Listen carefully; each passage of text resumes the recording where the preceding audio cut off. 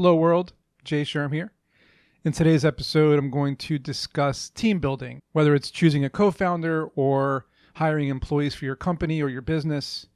And there's a lot of different roles usually in a company or a startup. The most common are the CEO or the Chief Executive Officer, the CTO, Chief Technical Officer, the CMO, Chief Marketing Officer, which is also known as the VP of Marketing in some companies. There's also the CFO, who's the Chief Financial Officer. They deal with all the finances and the numbers. And there's a role that I typically like to take in startups called the COO, which is the Chief Operations Officer. And what each of these roles do and how they work together in a startup or a business are very important. Without all of them, you really can't run a business properly. And sure, in the beginning, when you first start a company, you have to wear a lot of hats. So, I like to usually explain a company's different roles like the Avengers or the Justice League. Each superhero has a specific skill set or powers, and they work really well together as a team. That's kind of how a startup works.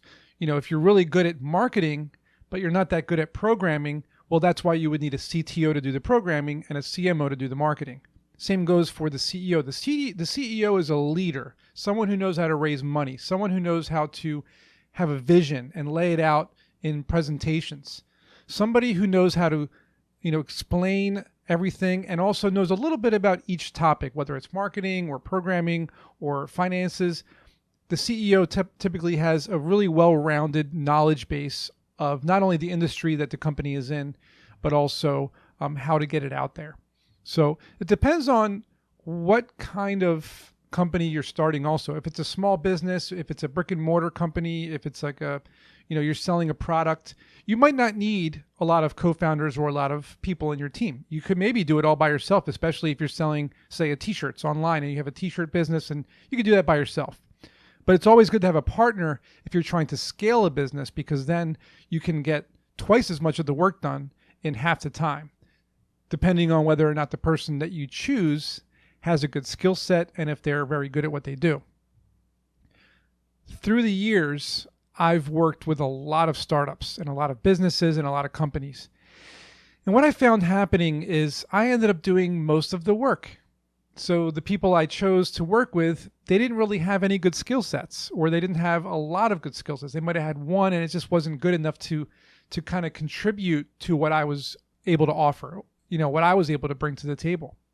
So I ended up doing a lot of the marketing work and a lot of the development work and a lot of the CEO work, doing a lot of the negotiations with investors, or, doing a lot of pitches in public at competitions and whatnot. So a lot of the people were kind of sitting on the sidelines, and I realized why am I working with all these people if you're not really pulling their weight? So you really have to choose people wisely. One of the things that I always tell people, it's in my book and in my course online, is before you choose co-founders, you should get as far as you can in your business without people. So as much work as you can possibly do by yourself, do it first before you bring people on. That way, when they come on, you're valuable. You've shown that you can create a lot, that you can do a lot of work, and that you don't really need them, but that you want them to join you to help you propel your business to the next level. There's a handful of strategies and tactics that I've used over the years to choose employees, interns, co-founders, employees. And one of the first things when it comes to a technology company where you can start to find tech people, whether it's programmers or people to help you figure out UI and UX or user interface, user experience, is to pick a very hard part of your platform. Let's say you're building a ride-sharing business, kind of like Uber, okay? But you're doing it for bicycles, all right? So you want to be a ride-sharing for bicycles in your neighborhood. What's the most difficult part of the platform? Is it the matchmaking process, finding people that are close to the bicycles that are more prone to rent them? If that's the most difficult piece, then what you do is you put out some feelers into the community that you know on LinkedIn or Facebook or Twitter or any other platform that you use where you find programmers, and you say, I have this part in my platform that I need help with, and I'm willing to hire someone either as a co-founder, CTO, or as a lead developer. if you can build this piece. So basically, you're asking someone to build the hardest part of your platform as a test. If, say, 5 people approach you and say, I can do it, and then you hire them, of course, it's all conditional on whether or not they can do this, and they can't do it, then why would you hire them?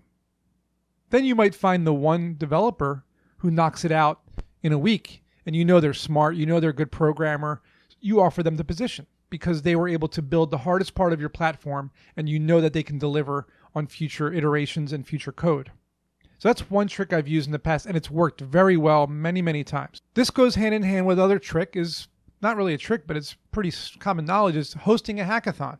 If you have access to your local universities or any local organizations that have auditoriums, you can host a hackathon where students come for 24 hours and they have to build that difficult part.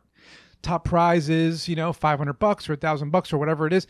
Either way, you're going to be paying a lot less money for the code because they're getting the prize. And of course, you can hand out trophies. You can have the news show up, like journalists. You can make it like a big deal, a hackathon, give out swag. Either way, you're saving money. But also, here's the key, is you're meeting talent, right? So you might not hire anyone at the event, but you'll meet like 20 to 100 or whatever programmers. I understand now during COVID, it's a little difficult to do that, but you can still host an online hackathon or even in person. You keep the tables very far away from each other. Typically, the teams don't like to be close to each other anyway because they want to be secretive of their code. So it's even better. They can wear their masks, have hand sanitizer everywhere, keep them away from each other. And at the end of the 24 hours, see who built your platform or your piece of your platform, and they win the prize, and then you can offer them a job. Again, same thing. You're basically getting your platform built for you on the cheap, but also finding good talent. Now, when it comes to marketing people or finances or business people, they can't really prove their value with programming hackathons because it's not the same thing. So one of the things that I do as a test for these other startup co-founders is, first thing, and this is definitely important, is give everybody a 30 to 90 day probationary period. This means if you're offering stock options or if you're offering them equity in your company or any kind of cash incentives, they need to prove that they can do the work within 30 to 90 days. It's up to you how many days you want to choose, but during that time, they have to show you in actionable results what kind of work they're going to be doing for your business. Okay, that's the first thing you should do. The second thing, and this is actually before the probationary period, you should have any potential co-founders or employees write up a proposal, okay? 1 page, simple, an outline of what they can do for your business, what they feel as though they add as value to your startup or your company. And what I find is the large majority of people won't do this. They're lazy, or they don't want to do it, or they don't know how to do it because they don't know what to say. And to me, that's problematic. If you know that you add value to a business or a company, then you should know exactly what you're going to do for that business. It's kind of like the presidential elections. You have the candidates giving you an agenda of what they're going to be doing in office for 4 years. Well, in this case, you're asking an employee, a potential co-founder, what will you do for me? What will you do for my company if I hire you? If you spent a year on your business, there's a value there. Take that value, right? Divide it by how much they would earn in a year or how long it takes them to build the platform. Maybe it takes them 6 months. And that amount of money, say it's $30,000 and say your company's worth $100,000. Well, that $30,000 is what you would have paid them. Well, that's 30% out of 100, right? So that makes sense to offer them 30% of your business. If you're further along and your business is worth $2 million, and now you're saying to the guy, well, I would hire you at $100,000 a year. Well, that's only 5% of the business, right? So you have to basically do math, but also negotiate. You can maybe offer them 5%. Maybe the programmer or the marketing person or the business person says, well, I would rather have 10%. So you can offer them what you negotiate at, maybe bring them down to 6%. They say 8, then you fall into 7. And then they say, okay, fine, 7%. Also make sure you have a vesting. So it's 4 years vesting. So they don't just get the percentage. They have to earn it over 4 years. You can give them something up front very little, maybe 1%, 2% as an incentive, but they have to earn the rest every 3 months, every quarter. Okay? Because if not, they can just take your percentage and then leave. Make sure you have your contracts. It's a whole different episode all about legalities and documents and contracts and lawyers. So just make sure you have your ducks in a row, your paperwork, and you don't give out percentages right away. With interns and employees, you can give out stock options, okay? You can also just pay people if you have money, or if you have investors or a wealthy family, you can just pay people to do the work and you keep all the percentages for yourself. That's also good. Just keep in mind, when you pay people in cash, they're not really incentivized as much to do well in the business. They just want to get paid, do their work, and they're out of there.